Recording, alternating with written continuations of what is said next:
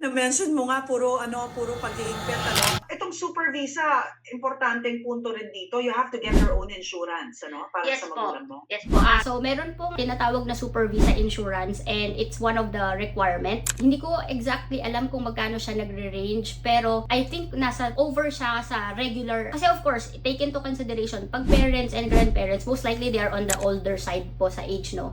Alam po natin ang insurance medyo the more na mas matanda ka, the more na medyo mas mahal yung premium. And then you have to secure yung 1 year or 2 years nung doon sa super visa mo. Para just... Tsaka may accredited ata ang Government of Canada, no? Kung sino yung mga parang nakita ko nun sa site nila, ito yung list na kung saan ka pwede kumuha Yes po. ng insurance. Yes po. Dahil talagang mahirap magkasakit sa Canada nang walang insurance. Opo. Kasi temporary resident po ito eh. So, ibig sabihin hindi sila covered ng government healthcare natin. So, ngayon, kung anything happens, syempre po, di ba, pag nasa towards old age ka din, mas prone to magkakasakit ka, hospital ka. Ayaw naman natin na para magiging burden lang yun dun sa hospital or sa government pa din. Kaya, requirement po yung super visa insurance.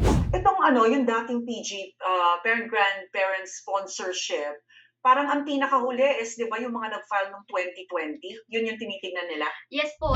Hindi na nga sila umalis dun eh. Kuha lang po sila ng kuha from that old pool. Oo, doon na. Kaya sarado na yon, super visa ngayon ang pwedeng applyan. Tapos parents can stay for how long? As long as... At a time po, minimum of 2 years. Kasi di ba po yung regular visitor visa, 6 months lang ng 6 months, tas renew ka ng renew. Ito po, 2 years po yung renewal time niya. So, mas mahaba po siya.